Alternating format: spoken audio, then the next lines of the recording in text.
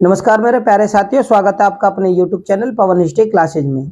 साथियों, आज हम जानेंगे स्थायी बंदोबस्त के बारे में और रैयतवाड़ी व्यवस्था के बारे में जानेंगे कि इसके अंतर्गत किसान और सरकार के बीच में कौन कौन सी महत्वपूर्ण घटनाएं घटित हुई थी। यानी किसानों को सरकार को क्या देना था या जमींदारों को सरकार को क्या देना था, और इन व्यवस्था के अंतर्गत कौन कौन सी महत्वपूर्ण बिंदु हैं जिनके आधार पर पेपरों में क्वेश्चन देखने को मिलते हैं।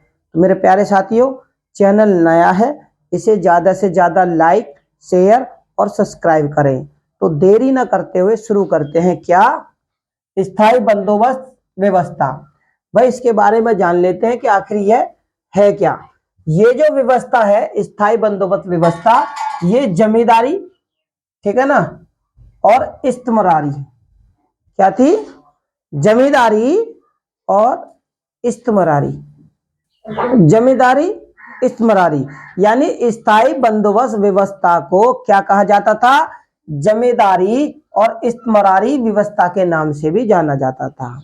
ये जो व्यवस्था थी ये ब्रिटिश भारत के, यानी ब्रिटिशों का अधिकार था, और उस समय अधिकार में भारत भी उनके अधीन था। तो ब्रिटिश भारत के 19% हिस्से पर यानी क्षेत्र पर लागू थी। और ये वो कौन कौन से क्षेत्र थे जिन पर ये लागू थी, तो वो थे बंगाल, बिहार, उड़ीसा, वाराणसी, गाजीपुर, यानी उत्तर प्रदेश की वाराणसी और गाजीपुर, और उत्तरी कर्नाटक। ठीक है, बंगाल अलग सूबा था, बिहार और उड़ीसा ये तीनों अलग अलग थे, लेकिन उत्तर प्रदेश के वाराणसी और गाजीपुर और उत्तरी कर्नाटक में ये व्यवस्था लागू थी। अब इस व्यवस्था के अंतर्गत जो है वो कौन था, कॉर्नवालिस। कॉर्नवालिस ने 1790 ईस्वी में इस व्यवस्था को 10 साल के लिए लागू करने के लिए कहा था, यानी 10 साला बंदोबस्त लागू किया था। यानी 1790 में कॉर्नवालिस ने इस व्यवस्था को 10 साल के लिए लागू करने की पहल की थी, यानी लागू किया था। लेकिन 1793 ईस्वी में क्या हुआ, इसे स्थायी बना दिया गया। यानी जो 10 साल के लिए थी अब उसे स्थायी, यानी 3 साल बाद उसे स्थायी बंदोबस्त के नाम से कर दिया। यानी कि जो 10 साल के लिए थी किसानों के ऊपर, अब उसे स्थायी बना दिया। अब क्या है, जेम्स ग्रांट। जेम्स ग्रांट क्या कहते हैं, जेम्स ग्रांट का जो मानना था कि जो स्थायी बंदोबस्त है उसमें भूमि का जो स्वामी वो कंपनी होनी चाहिए। जेम्स ग्रांट का मानना था कि जो जमीन है उसका स्वामी कंपनी होनी चाहिए। लेकिन जॉन थोर का जो मानना था, इनका मानना था कि जमींदारों को भूमि का जो स्वामी है वो जमींदारों को होना चाहिए। अब भू राजस्व की अगर हम बात करें तो इसमें जमींदारों का जो हिस्सा था 1/10 था, और सरकार का यानी ब्रिटिशों का जो हिस्सा था वो 10/11 था।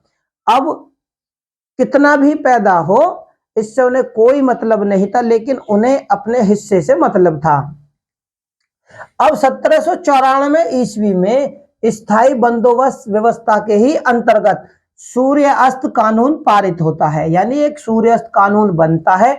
भैया ये क्यों बनता सूर्यास्त कानून, वो इसलिए बना था कि अगर कोई भी जमींदार अपना भूमि राजस्व यानी जो लगान है उसे सूर्य अस्त होने से पहले नहीं चुका पाएगा तो उसे उसकी जमींदारी से निकाल दिया जाएगा। यानी सरकार उसे बदल सकती थी, उसकी जमीन को ले सकती थी, इसलिए सूर्य अस्त कानून लागू होता है।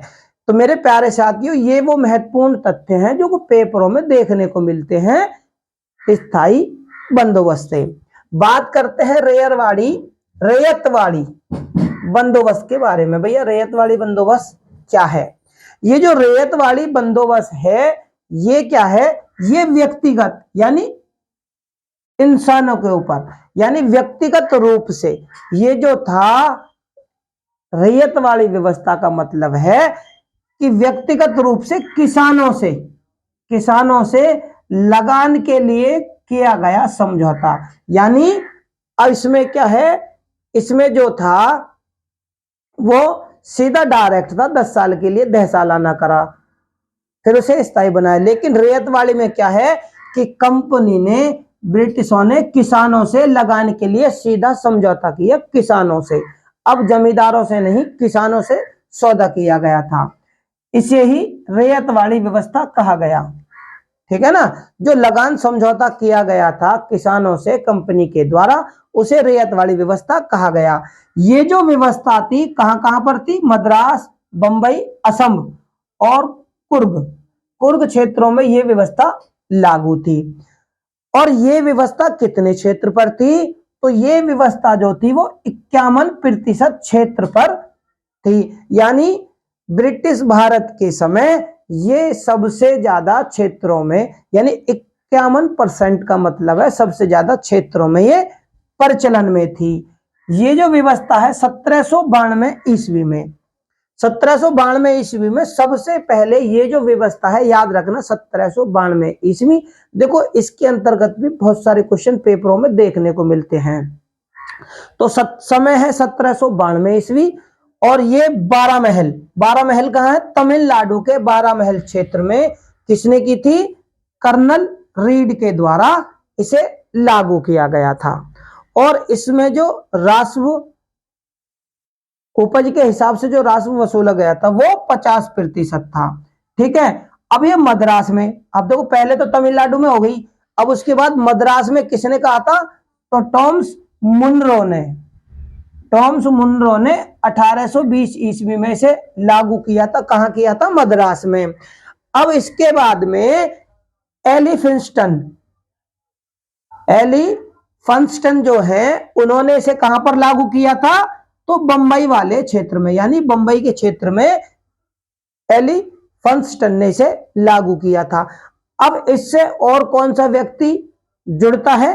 वो व्यक्ति था 1825 से लेकर 28 ईस्वी में बंबई में पिगल महोदय ने, पिगल ने इसके सर्वेक्षण से जुड़े थे।